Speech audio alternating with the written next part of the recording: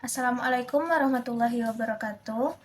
Perkenalkan, nama saya Rosalina Dwi Putri dari kelas 2B. Di sini saya akan berdongeng tentang legenda Batang Pahing dari Kabupaten Kuantan Singingi. Untuk memenuhi tugas mata kuliah Sastra Melayu dengan dosen pengampu Ibu Dr. Rozia SPD MPD. Selamat menyaksikan.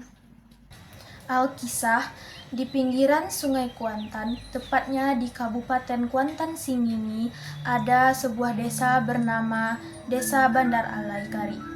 Desa Bandar Alai Kari ini masih dikenal sampai saat ini karena memiliki sebuah danau. Danau tersebut bernama Danau Buaya.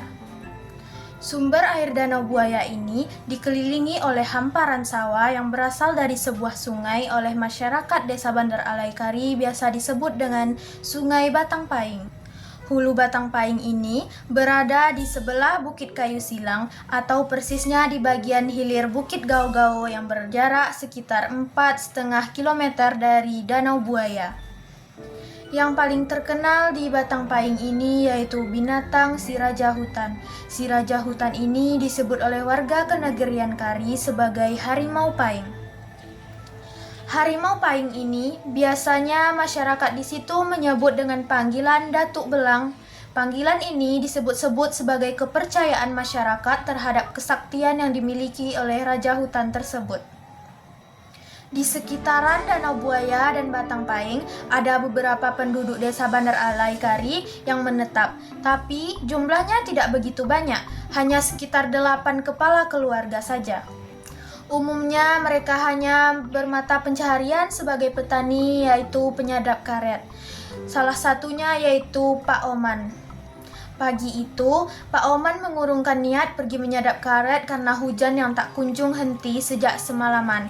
Dia sengaja mengasah sabit dengan cangkul untuk membantu istrinya ke sawah. Kehidupan sebagai petani cukup lama dijalani bersama istri Pak Oman tersebut. Tidak hanya itu, Pak Oman juga menyadap karet dan menangkap ikan dalam kehidupan sehari-harinya. Pada dini hari, Pak Oman sudah berangkat untuk menyadap karet. Bulan terang sampai pagi ini. Di tengah terang bulan itu, Pak Oman berangkat menuju Bukit Kayu Silang Hulu Batang Pahing. Pak Oman selalu memperkirakan pukul 6 pagi telah sampai di kebun karetnya. Apabila bulan sedang gelap, senternya yang menjadi alat penerang.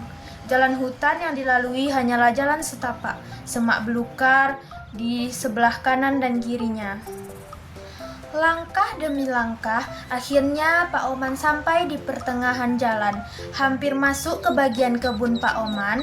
Begitu diarahkannya pandangan, Pak Oman melihat seperti ada bayangan hitam yang melompat. Buru-buru Pak Oman menyalahkan senternya untuk mengarahkan ke depan. Dilihatnya semak-semak yang sedang bergoyang. Dia menduga ada seekor harimau yang lewat.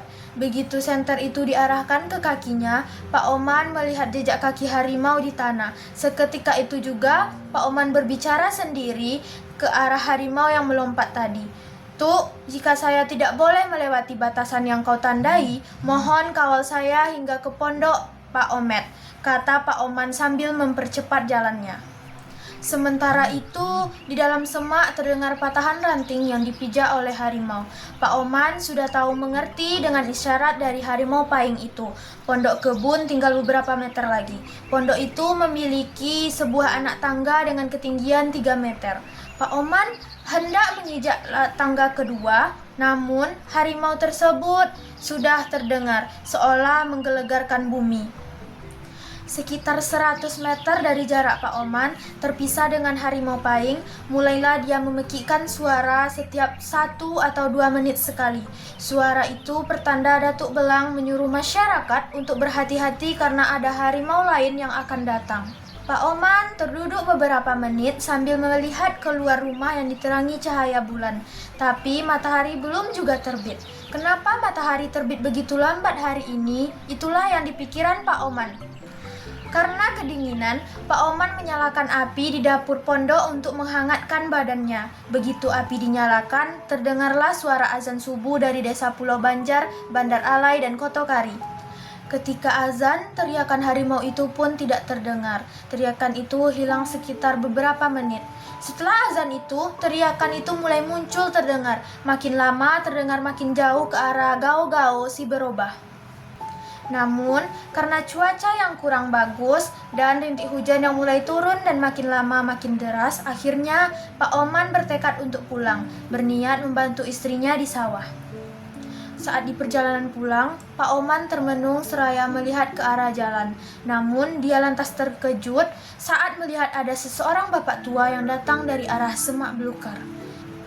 Tanpa merasa was-was, Pak Oman menyilahkan Pak tua tersebut naik ke atas panggung untuk menghangatkan badan. Lelaki itu pun menurut, tapi dia tidak memperlihatkan wajahnya kepada Pak Oman. Dia langsung menuju dapur dekat bara api yang tersisa yang dinyalakan oleh Pak Oman subuh tadi. Terdiam, akhirnya Pak tua itu bertanya kepada Pak Oman, "Apa kau yang punya kebun ini?" Pak Oman pun menjawab, "Tidak, Pak, saya hanya menyadap karet di Bukit Kayu Silang. Hari ini saya berlalu cepat berangkat, belum lagi hujan turun." "Sebaiknya 15 hari ke depan jangan menyadap karet dulu. Datuk Raja Hutan sedang sering berkeliaran." Sekitar 15 hari setelah kejadian itu, Pak Oman menuruti pesan dari Pak tua tersebut. Setelah 15 hari tersebut, pagi-pagi sekali Pak Oman mulai menyadap karet ke kebunnya di dekat Bukit Kayu Silang di hulu Batang Pahing.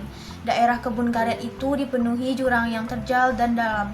Saat sedang menyadap karet, Pak Oman merasa ada binatang yang berada di sekelilingnya. Tidak lupa ia mengarahkan pandangannya ke dalam jurang. Saat itulah ia melihat Datuk Belang, harimau itu sedang sibuk menaikkan anaknya, tapi terkendala jurang berdindingkan batu. Saat itu Pak Oman berdeham sambil batuk-batuk agar Datuk Belang menyadari kehadirannya. Datuk Belang pun melihat ke arah Pak Oman sambil menggerakkan ekornya, pertanda ia sedang meminta bantuan. Akhirnya Pak Oman datang untuk melihat Datuk Belang tersebut. Kemudian Datuk Belang berkata, "Tuk, diam saja di situ kalau mau saya bantu." Sambil memeluk anaknya, Datuk Belang hanya diam, seolah mengerti apa yang diucapkan oleh Pak Oman tersebut. Dengan kecerdikan yang dimiliki oleh Pak Oman, akhirnya ia bisa membantu Datuk Belang dan anaknya tersebut. Sebagai balas budi, Datuk Belang itu memberikan seekor rusa besar kepada Pak Oman. Pak Oman membagikan daging rusa tersebut kepada tetangga dan menjual sebagian di kampung sebelah. Bertahun-tahun kemudian, Pak Oman sudah tua. Suatu saat ada musim durian. Pak Oman pergi ke Teratak Pahing untuk mencari durian yang jatuh. Di sana, ia bertemu lagi dengan Datuk Belang yang sedang menjaga teratak dari orang-orang yang suka memetik durian sebelum matang. Datuk Belang ini sudah bersikap akrab kepada Pak Oman, sudah menunjukkan bahwa ia bersahabat dengan Pak Oman. Semalaman itu pula Pak Oman dan Datuk Belang sedang menunggu durian tersebut. Akhirnya subuh pun datang. Pak Oman berkata kepada Datuk Belang tersebut, "Tuk, saya akan pulang. Hari sudah subuh, kita akan berpisah." Pak Oman pun berdiri. Datuk Belang itu pun ikut berdiri. Datuk Belang mencium lutut Pak Oman, seperti tidak mau berpisah dari Pak Oman. Saat itu juga Pak Oman memegang kepala Datuk Belang tersebut. Dilihatnya Pak Oman melalui bayangan cahaya senter. Pak Oman langsung mengumpulkan durian yang didapatnya dan mengikatnya dengan tali, lalu membawanya ke kampung Pak Oman. Sampai saat ini, kepercayaan masyarakat atas kesaktian harimau pahing tidak pernah luntur. Bahkan, salah satu desa di Kenegerian Kari, yaitu Desa Pulau Banjarkari, mengabadikan nama harimau pahing menjadi nama jalur harimau pahing. Pulau Banjarkari selalu berpartisipasi mengikuti pacu jalur di Kabupaten Kuantan Singingi dan masih menggunakan nama jalur harimau pahing hingga saat ini. Baiklah, sekian cerita legenda Batang Pahing dari Kabupaten Kuantan Singingi ini. Lebih dan kurangnya saya mohon maaf. Assalamualaikum warahmatullahi wabarakatuh.